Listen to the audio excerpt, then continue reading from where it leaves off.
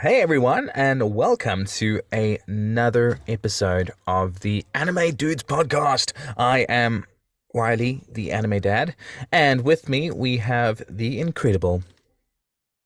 The one, the only, Bjorvio! Yes, I don't know how your mic handles that. It's good. It crackled a little bit, but it handled it so well. Most guests that I have on, they try and do anything loud, and it just cuts them out. And I did, in my other podcast, I did a Kamehameha with Stephanie Nadolny, and I did it and with her, and you only heard me, and it sounded really bad. So Yeah, let's see how this one does with that.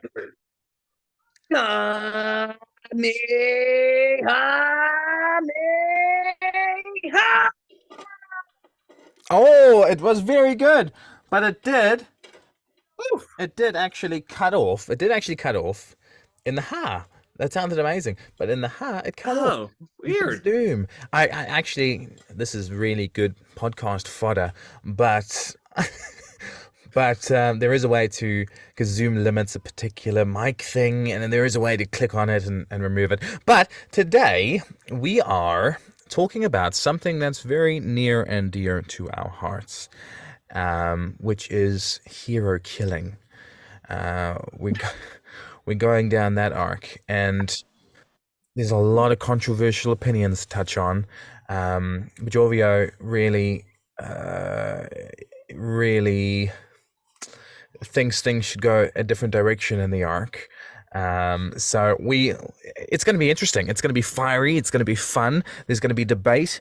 There's going to be hot topics, and we're going to have a blast. So, to begin things, Bajorvio, could I potentially start with a question? No. Thanks Go for right ahead. listening to the Anime Dudes, I'm sure. All right. Anime. The question is, where does the Hero Killer Stain rank on your My Hero Academia list? Like, are we talking just overall characters or just villains? Overall, let's say villains. All right, so I would say Stains. Oh gosh. So here's the thing with the hero killer. Well, the first time that we see him, it's like it's it's good. It's good. I love the hero killer, and at this point, I would put him above Shigaraki and All for One. Like he's got a much more compelling story at this point in time.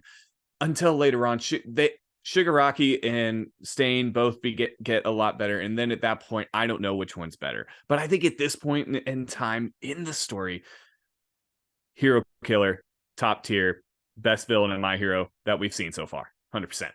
Completely agree. He's amazing. I mean, his quirk's cool, and I mean, obviously, the arc starts off with Gran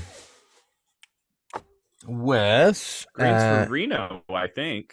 Yeah. yeah, you're right. Gran Torino. Good point. Yep, Deku goes there, learns that shoot style, which he should have learned so much earlier. In my head, I'm thinking, All Might, you need to be a Okay. better mentor. Somebody finally said it. Yeah. I mean, what about All And the Might's way mentoring I'm not style? gonna lie. I'm not gonna lie. I think the way that he learned it was dumb. It was not like it's entertaining to watch, like it's good entertainment, but when you're sitting down and you're like trying to explain to someone that's never seen My Hero before, he's like, oh, Deku learns that he can use the quirk all in his body at the same time by putting a pastry in the microwave thanks to the help of an old man that no one's ever heard of. So true. And and yeah, All Might should have explained it. Like he should have seen like beforehand when Deku is like when Izuku's like doing like throwing the ball for the first time using his finger or um or breaking his arm every time he punched. All Might he should have maybe said, maybe just try and keep it at a level that's consistent. Maybe just think of so. All Might should have said that. But and coming into the door for the first time, I remember the little teaser coming into the door and being like, oh, "He's dead," and just seeing him on the floor with tomato sauce That all was over him. top tier. That I was. loved that. I thought what a great way to introduce this character who would continuously be reoccurring on the Mm, show. Oh, mm. so great. And then him keep, what's your name again, Sonny boy? Keep saying it to Deku. But I do like the fact that he took him out.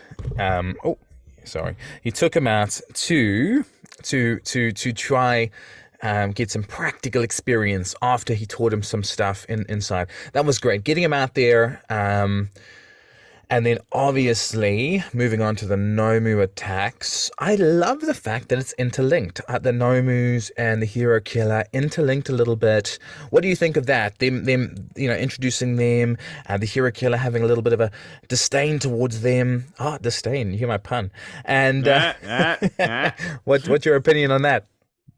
So I'm gonna be completely honest. I was double checking some of the stuff for this episode before we put it out, and I completely forgot that Shigaraki, Kurogiri, and the Nomu were even a part of the arc. Because which is weird because they serve a purpose, but it's funny because they're overshadowed by the Hero Killer, which is exactly what happened in the anime. So I'm like, I guess that was the point, but they kind of did it a little too well, in my opinion, because seriously, I did not remember them at all. That's a good point, actually. Yeah, they have a little bit of crossover where the Hero Killer's brought in, asked to join, and obviously That was a they're cool scene. it was, and their core beliefs um, go against another. Hero Killer says only one hero is worthy to kill me, and obviously Shigaraki wants to kill that hero. But yeah, and then Naomi's being released on town. I like the fact that Deku again after Gran Torino saying stay there. Deku says no, I need to do something, and gets out there and tries to help find his friend because he knew he was close to that particular town. So Deku showing Yeah. his colors there and proving that he's worthy a little bit more as well. I mean, yeah. What were you gonna say? I will say one thing that we haven't mentioned so far in this episode at all, and it's really strange because it's one of the main characters of the arc. We have not mentioned Ida at all yet. True. That's true, And actually. this is definitely the darkest Ida ever gets in the series. And I don't like it's a strange look for him. I understand why they did it, and it made sense, but it's just kind of weird. But I'm willing to forgive that. My thing is, my gosh, dude, could you stop saying the name Ingenium for like 5 seconds? He says it all the time. He's like, my name is Ingenium, and I'm gonna kick your butt. And then he's like, all right, that's cool. The hero Ingenium just said that. Like, Yeah.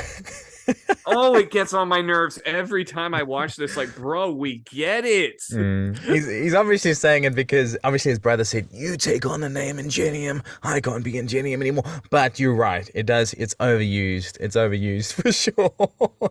And then his blind rage. He literally he reminded me of a horse that had those things on their face that when Those they're like racing. blinders on or something like that, All right? he could see was Stain. All he could see was revenge. Um, and we can move on to that point now when he first meets Stain, and he doesn't really care about that guy that Stain's killing. All he wants is No. revenge. He wants to take out Stain and avenge his brother. And he wanted to kill Stain, and heroes don't do that either. He wanted to kill Stain, didn't he? Right. No, he definitely did. And I think this is where we get and that's the road he's going down. Obviously, he gets in almost the same boat that Ingenium did really, really quickly. Like Ida Mm. has no shot against this guy. And I love the scene where Deku comes in. I don't remember if he kicks him or punches him in the face, one of the two, Punch. and he stands up and gives the line, Okay. meddling where you don't belong is the essence of being a hero, like, which would come back later, which we'll get to that later. But Mm. I remember thinking at the time, like, that line's pretty cool. And then the classic Deku for bringing that up there. But it was a very good line for Deku to say in that time. It was very, very good. And obviously Stain's quirk has its faults and it has some strange things added to it, but he's got skill. He's got skill, he's got Oh, for speed, he's got sure. smarts, he's got battle smarts. Do you think someone like Stain, you put him up against someone like Hawks or Endeavor. How would he do against them? What's your opinion on that? Well, I mean, he basically took on a lesser version of Endeavor Mm, with Shoto. And now, what's interesting about that, though, is he never actually touched Shoto, hmm. but Shoto never really touched him either. Like they were kind of equal. So I think Endeavor would actually have a decent shot, especially when you consider things like the Flash Fire Fist Jet Burn that he can Mm. do at a distance. I think something like that, if he used it at full power, Stain doesn't have a chance. Same thing with Hawks. I think with Hawks's feathers, they could probably win, or Best Genus, but you put him up against somebody like Fat Gum, and I Yeah, don't think he stands a chance. that's true. All Might in his prime? I don't think he'd fight All Might. True, he wouldn't fight All Might. I'm just thinking because obviously those people we just spoke about, Endeavor, Hawks, they have range capabilities, but a more close combat fighter would have more issues because he would have more chance of cutting him and getting that I'd love blood. to see him fight somebody like Red Riot. True, or this is actually a perfect combination: Eraserhead, because he's Eraserhead. Ooh, Aizawa has skill. Aizawa has, he's got those support items. But you can obviously cancel out his quirk. But they both got massive fighting skill and speed, so that would be a good for fight sure. to look out for, And actually. very unique weaponry too. I mean, Stain's got a bunch of knives, and Aizawa's got that cloth bind thing that they're both incredibly skilled at. I also wonder if Stain did manage to paralyze Aizawa, if Aizawa could still use his quirk on Stain. Ooh, that's very true. Wow, we are geniuses at this. I think we should I, open up a university. right. I also had a thought in thinking about this episode, and that I think that one little detail would have completely changed the outcome of this fight, and that is if the heroes that were there had different blood types. I mean, think about it. Ida had the blood type that kept him down the longest, Hmm. but if he would have been the first one up, that probably would have changed the outcome of the fight because what if he had gotten up before Deku got there? He would probably have been taken out, right? So I don't know. That's what I'm thinking is just the mere change of blood type would have so much of an impact on this fight. It's insane just to think about. I never thought of that before. That makes a lot of sense. I mean, I think, and obviously we know. I mean, it's an incredible battle. One of my favorite fight scenes in My Hero Academia. I love how they work together, focus on each other's Mm-hmm. strengths. I love how Ingenium comes up and fights back a little bit there.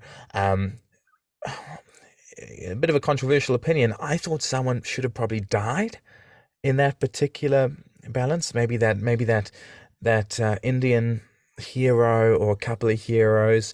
Um, you know, it, I mean, obviously, Ingenium himself didn't die, but I don't know, to make it more heart wrenching, um, and realistic. Someone dying would have done that. Not maybe not anyone from Class 1A, but maybe Ida's mentor or what do you think about that? I'm actually going to disagree just because I think at this point in the story, my hero is still pretty lighthearted at this point for the most part.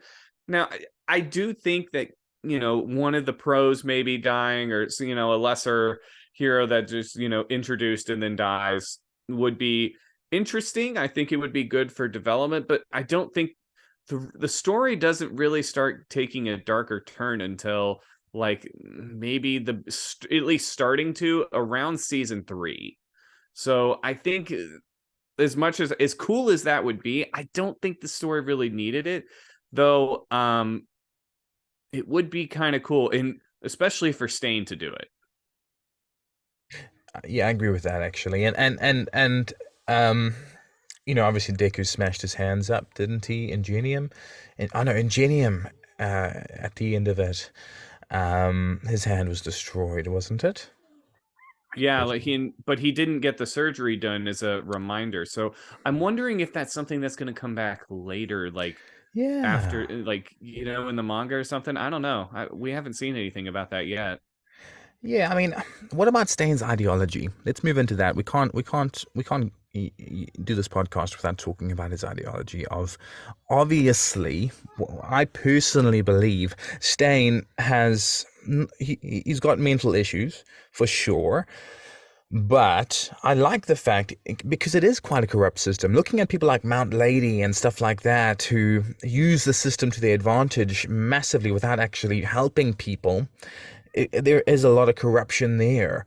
And obviously, later down the track, we see that developed even further. But Stain's ideology of wanting main heroes to be true, like All Might, really wanting to help people, really wanting to save people because of the sake of saving people, not necessarily to get fame or prominence or riches.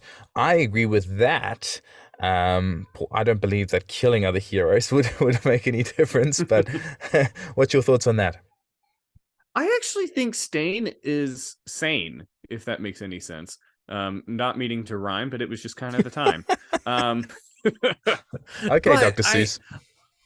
but I agree with a lot of his ideology, and that heroes should be, when we think of heroes, who are some of the big heroes? We have Captain America and Superman, like the heroes that would do just about anything to save the day. And then who is beside them? We have other heroes like Batman, Mm, who different methods, but ideology is still the same. hmm And so I agree. Like I think what Stain's trying to get across is not every hero has to be poster boy, Boy Scout hero. They can have their own method of doing things, but um, I think Stain is really the first time that we get introduced to the idea that there is corruption in hero society, and which is going to be an over, the thread later on.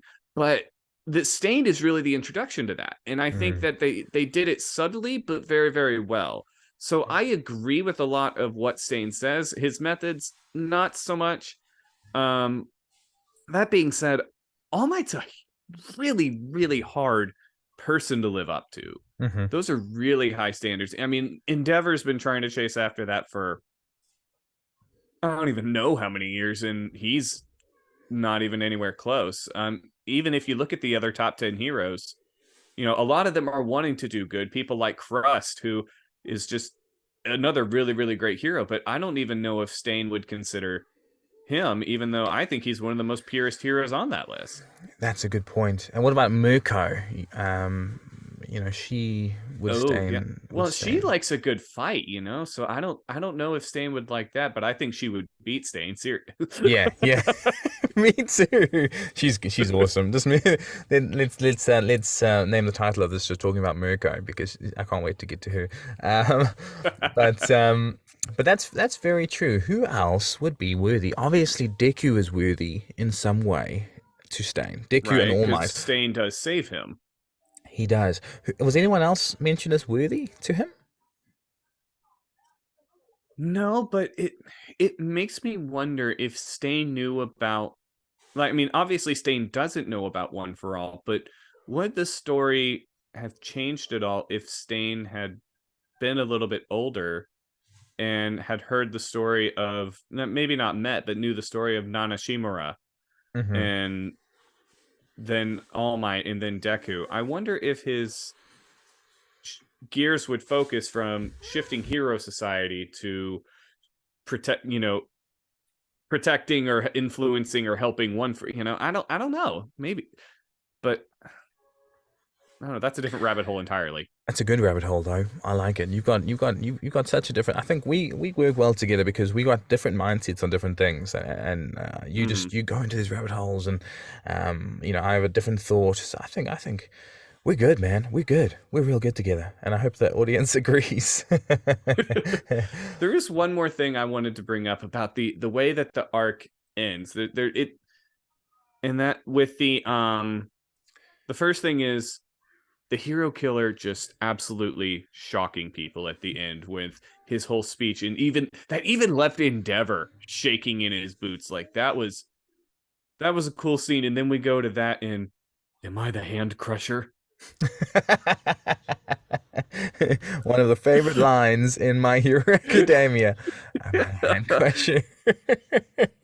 But you're right. You're right about the speech being so iconic and wonderful because it was, and the way the art style is drawn of Stain just on his knees, I think, and taking down that Nomu so easily. It's so badass. He really is a badass character, and making Hmm. that speech, but he inspired a lot of negative people, as we'll see, moving forward. But yeah, very very good speech and very very good scene, and you can almost feel get chills when you watch it. Um, Hmm. and then obviously the dog. Oh, the dog's funny. The dog when they're in the I when they're forgot in about Mayor Dog. the mayor dog when they're in the ward and the dog and he goes woof every 2 seconds. That's a little funny addition to bring lightheartedness back to My Hero Academia. And who says, is he a dog? Was that Todoroki? It sounds like a Todoroki line, honestly. Have you been practicing your Stain voice for this particular podcast? Can you do a Stain voice? I've never actually tried to do a Stain voice, so I feel like we're just going to keep doing a bunch of anime dudes exclusive Bjorvio Yeah, tries random voices on here. go for it. Um, I don't even remember what he says other than him yelling, and I'll try my best at that. The only one I will let kill me is the only one worthy. Is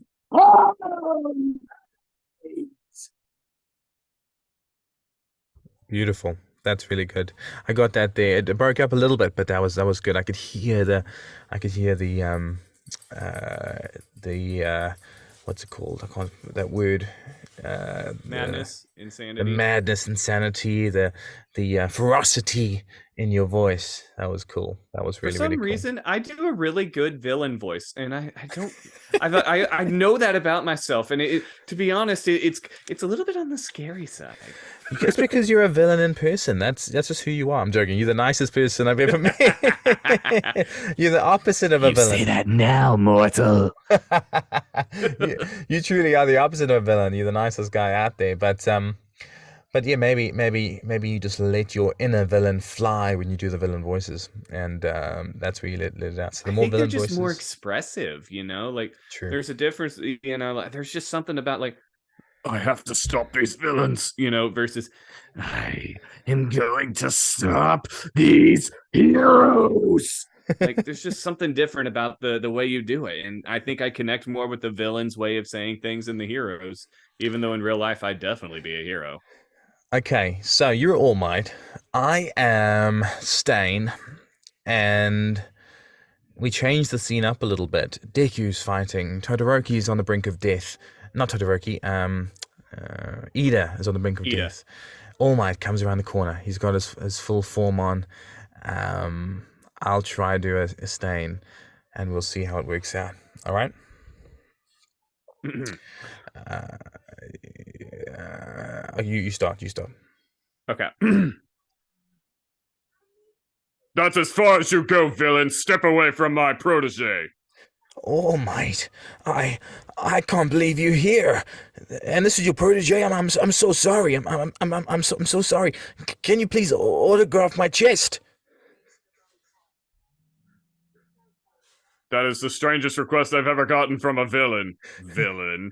Here we go. Please, step over here. The police will handle you from here. Sorry, All Might. Not the police. They're not worthy. Only you can kill me. And actually, I'm gonna hold. If you don't kill me in the next 10 seconds, I'm gonna slit this young boy's throat. And he's got Deku. A real hero wouldn't ever kill a villain, but a real hero always finds a way for justice to be served. Beautiful. And you know what I can imagine happening after that? Give it to us. Give us a Detroit Smash or something. Let me move the mic a little bit away. Only a hero will always find a way for justice to be served. Detroit Smash! Perfect. That's amazing.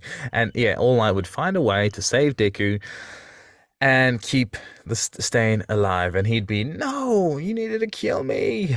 As he gets back into the cop car.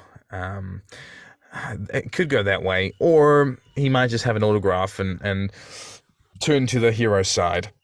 Yeah, they go out, have a cup of tea, have some biscuits, chill, and talk Biscuits. about All Might together, and eventually invite Izuku to go, and everyone just has a big All Might fan party. Oh heck yeah! They bring their favorite action figure. They do some D&D role playing with My Hero Academia characters. I can see that Oh, that actually would be happening. fun. They Stain would definitely be a fighter, they all or a blood cosplay. hunter. Oh, he Actually, would. He would be. He'd be a great hero, Stain. I'd like to hear him see him as a hero.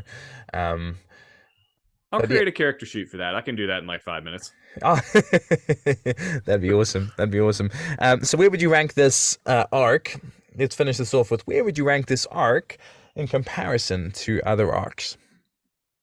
So I think this is better than well, no, it's not better than the USJ arc because the USJ arc has All Might versus Nomu, and that just carries the whole arc for me. That does for me too. I would say it's not as good as the sports festival, but I do enjoy this more than the next arc we're going to talk about, which is the final exam arc. Yeah, that's actually very true. I'm probably on the same wavelength. Great arc. If you haven't watched it, why are you here listening to us? No, I'm just joking. Listen to us, but go watch it as well. Please like and subscribe. Yeah.